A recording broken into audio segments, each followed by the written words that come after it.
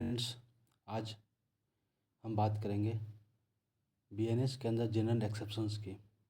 अगर आप legal stream से है तो अगर आप लीगल स्ट्रीम से नहीं भी हैं तो ये जनरल एक्सेप्शंस का पार्ट सबके लिए जरूरी है, सबके लिए जानना जरूरी है। क्योंकि ये जनरल एक्सेप्शंस इसलिए लाया गया है कि कभी कभी ऐसा होगा कि हमारे एक्ट से कोई ऑफेंस कमिट हो जाए जिसमें हमारा कोई फॉल्ट ना हो, तो उस केस में ये डिफेंस का ग्राउंड प्रोवाइड करते हैं। अगर बात करें ये जनरल एक्सेप्शंस का, तो ये बीएनएस के अंदर चैप्टर 3 में सेक्शन 14 से लेकर के सेक्शन 44 तक कवर किया गया है।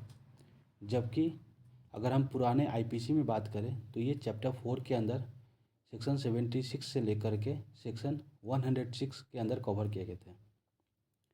तो अब देखते हैं सबसे पहले सेक्शन 14, जिसको हम साथ में पढ़ेंगे सेक्शन 17 के साथ। सेक्शन 14 उस पर्सन को प्रोटेक्शन प्रोवाइड करता है जो पर्सन बाउंड बाय लॉ है और उसके मिस्टेक ऑफ फैक्ट की वजह से कोई ऑफेंस कमिट हुआ था। तो उस केस में उस मिस्टेक ऑफ फैक्ट की वजह से अगर वो पर्सन बाउंड बाय लॉ है और उसके मिस्टेक ऑफ फैक्ट की वजह से अगर कोई ऑफेंस कमिट होता है तो सेक्शन 14 उसे प्रोटेक्शन प्रोवाइड करेगा। जैसे कि इलस्ट्रेशन से हम देख सकते हैं, एक एक सोल्जर है और उसे अपने सुपीरियर ऑफिसर के ऑर्डर की वजह से उसे एक मॉब पे फायर करना पड़ता है, जिसकी वजह से हो सकते हैं कुछ इनोसेंट लोगों की जान चली जाए। इन डैट केस वो सोल्जर उस ऑफेंस के लिए लायबल नहीं होगा, क्योंकि उसने अपने सुपीरियर ऑफिसर के ऑर्डर पे फायर किया था, जो कि वो बाउंड बाय लॉ है। उसकी एक ड्यूटी होती है कि अपने सुपीरियर ऑफिसर के ऑर्डर को फॉलो करें। नेक्स्ट 14 को पढ़ेंगे 17 के साथ। 17 उस पर्सन पे अप्लाई होगा जो पर्सन जस्टिफाइड बाय लॉ है, जिसके एक्ट को लॉ जस्टिफाई करती है और वो उसके मिस्टेक ऑफ फैक्ट की वजह से अगर वो कोई ऑफेंस कमिट हो जाता है तो इन डैट केस उस पर्सन को प्रोटेक्शन सेक्शन 17 प्रोवाइड करेगी।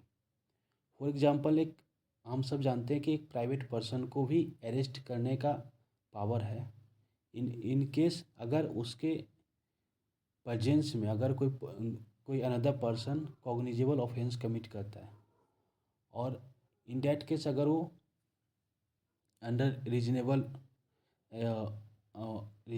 जो भी सर्कमस्टांसेस को देखे तो उसके अंदर अगर वो किसी पर्सन को अरेस्ट करता है जिसे वो पूरी तरीके से लग रहा है कि उसने ऑफेंस कमिट किया है, कॉग्निजेबल ऑफेंस, बट एक्चुअल में उसने ऑफेंस कमिट नहीं किया होता है।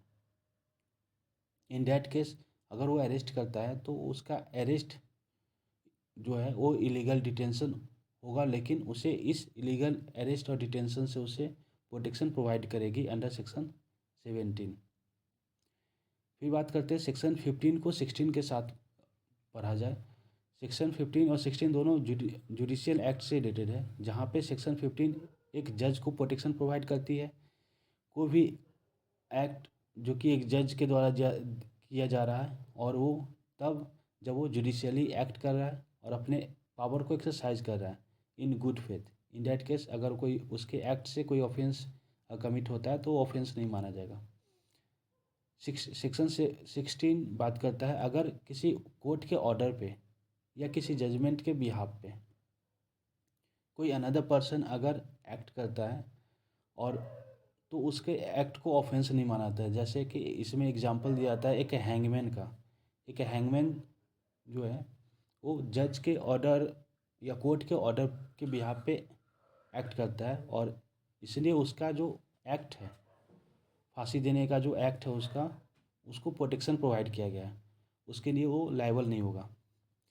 फिर नेक्स्ट बात करते हैं सेक्शन 18। सेक्शन 18 बात करता है अगर कोई लॉफुल एक्ट अगर लॉफुल मैनर में किया जा रहा था with proper care and caution और एक्सीडेंटली या बाय मिसफॉर्च्यून अगर कोई ऑफेंस कमिट हुआ था जिसमें उस पर्सन का कोई क्रिमिनल इंटेंशन नहीं था, उसे नॉलेज नहीं थी उस ऑफेंस के होने की, इन डैट केस अगर कोई ऑफेंस एक्सीडेंटली या बाई मिसफॉर्चून अगर हो जाती है तो इन डैट केस सेक्शन 18 उसे प्रोटेक्शन प्रोवाइड करते हैं। इसका इलस्ट्रेशन बहुत ही अच्छा है। एक पर्सन है जो कि हैचेट से वर्क कर रहा है और किसी वजह से उसके हैचेट से उसका हेड उस हैचेट से बाहर आ जाती है और पास में खड़े एक किसी पर्सन को लग जाती है, जिससे उसे चोट हो सकती है और उसे उसकी मौत हो जाती है। इन दैट केस अगर वो person with proper care and caution के साथ अगर अपना एक लॉफुल वर्क कर रहा था तो इन दैट केस उसके द्वारा जो ऑफेंस कमिट हुआ उसे उस ऑफेंस के लिए उसको प्रोटेक्शन प्रोवाइड करेगी सेक्शन 18। फिर 19 की अगर बात करें, कोई भी act likely to cause harm but done without criminal intention. अगर कोई एक्ट किया जा रहा है जिसमें हार्म पहुंचने की इंजरी पहुंचने की संभावना थी, लेकिन ये हार्म इसलिए पहुंचाया जा रहा है ताकि एक बड़े से नुकसान से, एक बड़े हार्म से उसे बचाया जा सके, और इसमें कोई क्रिमिनल इंटेंशन नहीं है। इसे डॉक्ट्रिन ऑफ नेसेसिटी के नाम से भी जाना जाता है। तो इस केस में उस पर्सन को जिसने उस बड़े हार्म को रोकने के लिए, प्रिवेंट करने के लिए कोई छोटा अगर हार्म पहुंचाया विदाउट क्रिमिनल इंटेंशन, तो उसे प्रोटेक्शन प्रोवाइड करती है। इसका इलस्ट्रेशन से समझ सकते हैं कि एक बड़ी सा वेसल है जिसका कैप्टन के पास एक ऐसा सर्कमस्टांस आ जाता है कि वो या तो अपने दो डायरेक्शन में ही वो अपने बोट को वेसल को घुमा सकता है, या तो राइट या लेफ्ट। और राइट में एक ऐसी बोट है जहाँ पे लगभग 20-30 लोग हैं, और लेफ्ट में एक ऐसी बोट है जिसमें 2-3 लोग हैं, और उसे एक न एक डायरेक्शन में मोड़ना ही है। तो इन डैट केस अगर वो 2-3 लोगों की तरफ घुमाएगा तो सिर्फ 2-3 लोगों की ही जान जाएगी, जबकि अगर वो दूसरी तरफ अगर बोट को डायरेक्शन देता है तो इन डैट केस 20 से 30 लोगों की जान जा सकती है। तो अगर वो 20-30 लोगों की जान बचाने के लिए अगर दूसरे डायरेक्शन में घुमाता है और उसे 2-3 लोगों की जान जाती है, तो वो उसके इस एक्ट के लिए उसे प्रोटेक्शन प्रोवाइड करती है सेक्शन 19। फिर 20 और 21 को हम एक साथ पढ़ सकते हैं। 20 डॉली इन कैपेक्स मैगजीम्स पर बेस्ड है, जिसका मतलब होता है इनकैपेबल ऑफ कमिटिंग ऑफेंस। अगर कोई चाइल्ड 7 ईयर्स के से कम एज का है तो उसके द्वारा कोई भी अगर एक्ट है जिससे अगर कोई ऑफेंस कमिट होता है तो उसे ऑफेंस नहीं माना जाएगा, उस चाइल्ड को टोटल प्रोटेक्शन प्रोवाइड किया जाएगा। सेक्शन 21 बात करता है डॉली, ये बेस्ड है डॉली कैपेक्स मैगजीन्स पे, जिसका मतलब है कैपेबल ऑफ कमिटिंग ऑफेंस। इसमें वो चाइल्ड डील होता है जो 7 साल से ज़्यादा एज का है लेकिन 12 साल से कम एज का है, और जिसमें मैच्योरिटी नहीं है, जो इमैच्योर है। अगर वो इमैच्योर है और इस एज पीरियड में से बिलोंग करता है तो उसके अगर एक्ट के बेस से अगर कोई ऑफेंस कमिट होता है तो उस चाइल्ड को सेक्शन 21 के अंदर उसे प्रोटेक्शन प्रोवाइड करती है।